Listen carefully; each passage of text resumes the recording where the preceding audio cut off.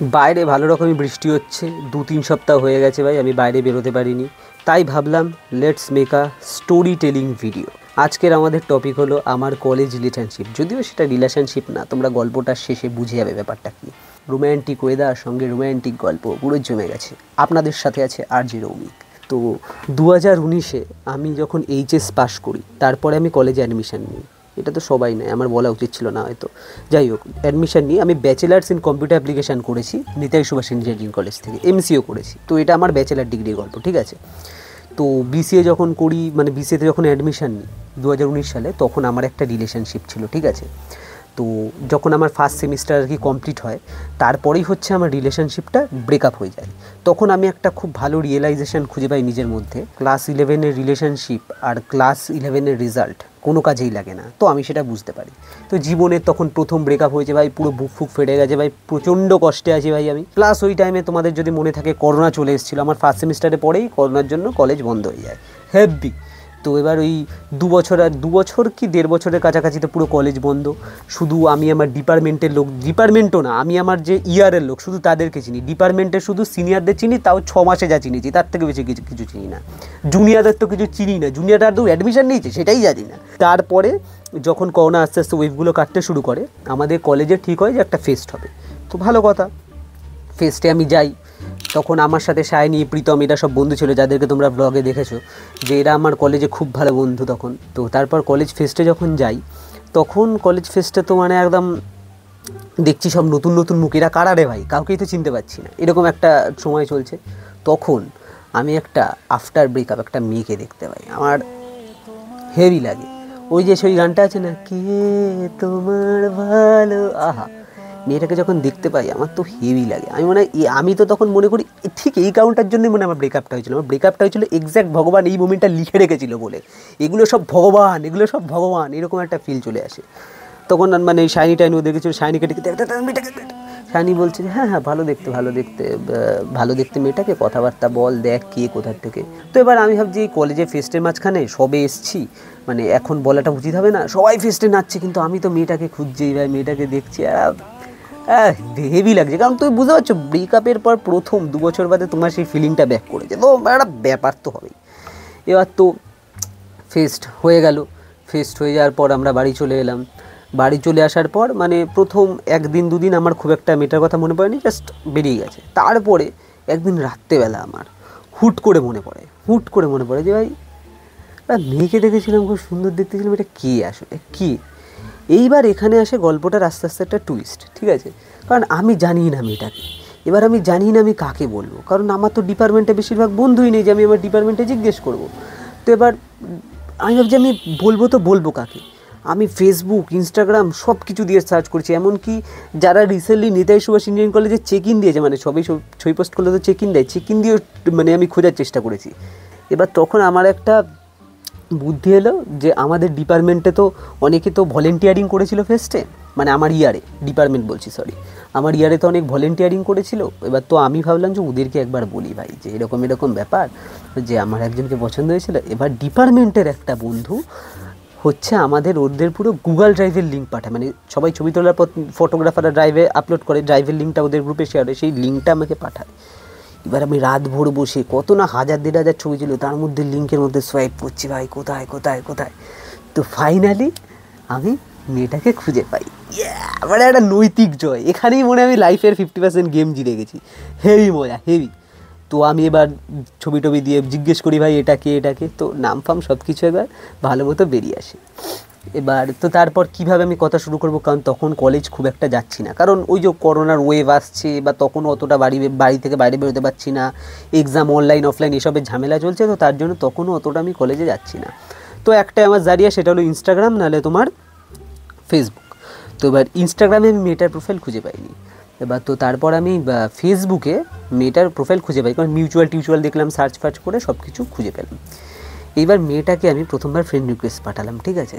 Friend request পাঠানোর পর 2 দিন হয়ে গেল, অ্যাকসেপ্ট করেনি। আর আমার তো এবার ফাটছে ভাই, ভালো রকমই ফাটছে। তো আমি কী করলাম, আমি ভাবলাম হয়তো দেখেনি, মানে কি এম্বারেসিং হারকাত করেছি ভাই আমি, এটা আমার ভাবলে এখনও লজ্জা লাগছে। আমি ক্যান্সেল করে আবার অ্যাড ফ্রেন্ড পাঠাই, আমার দেখে ভুলে গেছে ভাই, ভুলে ঈশ্বর পাঠিয়েছে, ঈশ্বর যখন পাঠিয়েছে হবেই, ঈশ্বরের কাছে লজ্জা হয়ে লাভ নেই। তো আমি আবার ফ্রেন্ড রিকোয়েস্ট পাঠাই, কিন্তু এটা বুঝতে পারছি না ঈশ্বর আমাকে নেগেটিভ সাইন দিচ্ছে। তো এবার আমি ফ্রেন্ড রিকোয়েস্ট পাঠাই, সেকেন্ডবার ওরকম 2 দিন হয়ে যায় অ্যাকসেপ্ট করেনি। এবার তখন আমি শাইনিকে ফোন করছি, ভাই আমার আর হলো না ভাই, আমার লাকটাই এরকম, আর হবে না ভাই।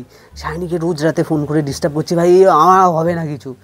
তো লাস্ট একবার আমি বললাম যে ভাই লাস্ট একবার ট্রাই করবো, আর একবার ক্যান্সেল করে আর একবার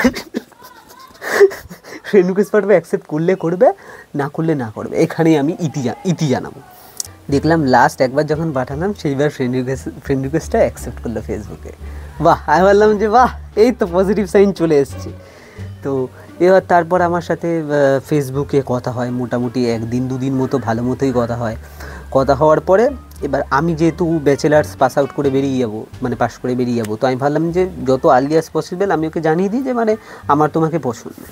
তো এবার আমি ওর হোয়াটসঅ্যাপ নাম্বার এক্সচেঞ্জ হলো, এটা মনে হয় গত 3-4 দিনের মধ্যে হয়েছে এক্সচেঞ্জ হয়ে। আমি এরকম বলেছি যে তোমাকে প্রথম ফেসটা দেখেছিলাম, আমার খুব পছন্দ হয়েছিল, হ্যান ত্যান এরকমই লিখি। এবার এটা লেখার পর আমার তো লেখার সময় ফাটছিল ভাই, অনেস্টলি বলতে ফাটছিল। তারপর থেকে দেখলাম যে ওর রিপ্লাইটা না আস্তে আস্তে হয়ে গেল, আর আমাকে এমনভাবে লিখলো, ও আচ্ছা, মানে কীরকম একটা না রিপ্লাই দিল। এবার তো তখন দেখলাম আমি তাও মানে কনভারসেশন কন্টিনিউ করার চেষ্টা করছিলাম, তখনই দেখলাম রিপ্লাইটা স্লো হয়ে গেল। এইখানে যদি আমি এখনকার রমিক হতাম তাহলে এইখানে আমি মেয়েটার সাথে কথা বলা ছেড়ে দিতাম, আমি ভাবতাম আনইন্টারেস্টেড। কিন্তু তখন তো আমি ভাই একদম মানে কি বলবো, মোটা সোটা রমিক, না লোকেদের সাথে বেশি ইন্টারাকশান, না পুরো ইন্ট্রোভার্ট, কিছু যাই না।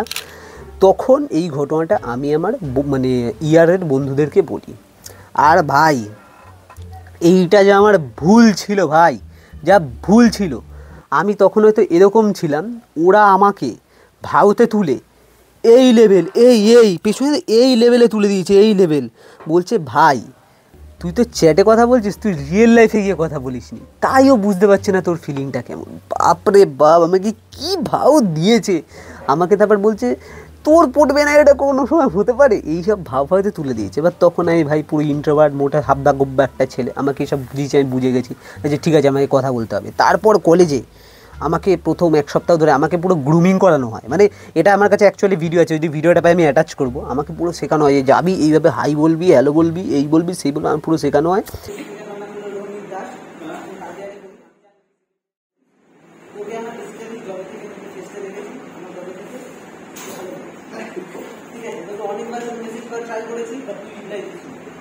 তো ফাইনালি মেন ঘটনা, মেন জায়গায় তো আমার মেয়েটার মানে শাইনিকে বলা হয় যে যা ওর ক্লাস থেকে ওকে ডেকে আন, ওকে ডেকে এনে ওর সাথে কথা হবে। তো শাইনি অ্যাজ ইউজুয়াল ডেকে আনলো। মেয়েটার সাথে আমি প্রথম কথা হয় রিয়েল লাইফে, এর আগে কিন্তু আমার রিয়েল লাইফে কোনো ইন্টারাকশান হয়নি, ঠিক আছে। আমার মানে কান ফান গরম হয়ে গেছে ভাই, মুখ টুক লাল হয়ে গেছে। আমি হ্যালো, আমার নাম রৌমিক, তোর সাথে কথা হয়েছিল মনে আছে, এরকমভাবে পুরো জাস্ট ওর সাথে কথা হলো। আমি বললাম যে আমার তোকে পছন্দ, এই এত কনফিডেন্টলি বলতে পারিনি, তো কেঁপে কেঁপে বলেছি। তো তখন মেয়েটা আমাকে দিকে জাস্ট একটা মুচকি হেসে চলে গেল, ঠিক আছে। আমি বললাম যে ভাই এবার তো কেস হয়ে গেছে, ভগবান এই মুমেন্টটা আমার জন্য লিখে পাঠিয়েছে, জাস্ট মুচকি হেসে চলে গেছে। ওর জন্য আমাকে কত কি ট্রিট দিতে হলো ভাই, চা কফি হ্যান ত্যান, কত কি ট্রিট দিলাম, ভালো কথা ভাই। তো ট্রিট দেওয়ার পর আমি আবার মেসেজ করছি, দেখছি যে আমাকে সেরকমভাবে কথা বলছে না। আমি বললাম আবার কি হলো, এবার আমি আবার বন্ধুদের কাছে যাই, বন্ধু বলছে না ভাই তুই ওর সাথে গিয়ে কথা বল ভাই, এরকমভাবে চ্যাট ফ্যাট করলে হবে না। তো এবার আমি মানে প্রত্যেকবার ট্রাই করতাম ওদের মানে ক্লাসের সামনে দাঁড়িয়ে থাকার, ওদের ক্লাসের সামনে ওর সাথে কথা বলার। এবার মানে তখনও তো এত কনফিডেন্স ছিল না যে আমি ওর সাথে গিয়ে কথা বলবো, এই বলবো। তো যখন ওর ক্লাসের সামনে দাঁড়িয়ে থাকতাম তখন ওর সাথে অনেক সময় আই কন্ট্যাক্ট হতো, ও আমাকে দেখে হাসতো, আমি ওকে দেখে হাসতাম, একটা ভালো ম্যাডাম একদম একটা ব্যাপার চলছিল।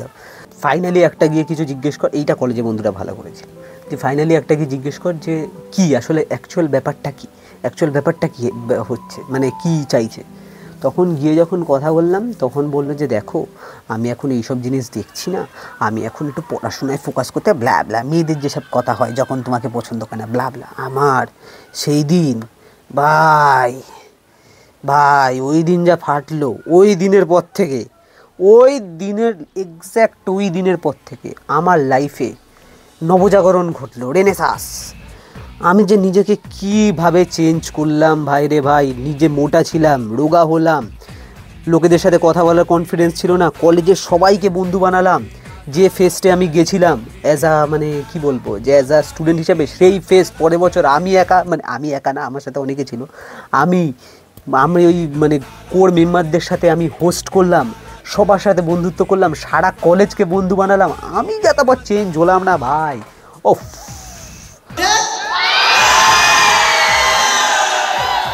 ছবি দেখলে লোকে বুঝতে পারবে। আর এই চেঞ্জটার একমাত্র প্রত্যক্ষদর্শী হলো সায়নী পুরো একদম জিরো থেকে এখন যারা সেক্সি বয় হয়ে গেছি না।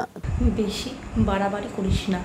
ওই যে একটা কথা আছে না, যে ভগবান তোমার লাইফে কোনো জিনিস ঘটায় কিছু কারণের জন্যই। তো এই জিনিসটা ঘটেছিল হয়তো আমার এই চেঞ্জের জন্যই। কিন্তু আমার লাইফে ওই ব্যাপারটা থেকেই গেছে। কলেজে আমার একজনকে পছন্দ হয়েছিল, সেই গল্পটা অন্য একটা ভিডিওতে বলা যাবে। কিন্তু ওই মোমেন্টগুলো খুব ভালো ছিল, যে কথা বলতে যাচ্ছি মানে কান ফান লাল হয়ে যাচ্ছে, ও আমাকে দেখে মুচকি এসে চলে যাচ্ছে, মানে একটা মোমেন্ট ছিল ভাই, একটা মোমেন্ট ছিল খুব ভালো। মানে চেঞ্জ হয়েছে ঠিক আছে, ওই ঘটনাটা আমার লাইফে দরকার ছিল, বাট খুব ভালো লেগেছিলো। কিন্তু আজও এটা আমার কাছে এখনও অধরা হয়ে আছে, যে ও যদি আমাকে নাই পছন্দ করতো তাহলে আমাকে দেখে হাসলো কেন? সেই ফেসবুকে একটা ফেমাস কোট আছে না, যে তুমি যদি নাই আমাকে পছন্দ করতে তাহলে সেদিন জিজ্ঞেস করলে কেন যে আমি ভাত খেয়েছি কি না? This is the story, this is my college relationship story, যেটা কোনো সময় হয়নি।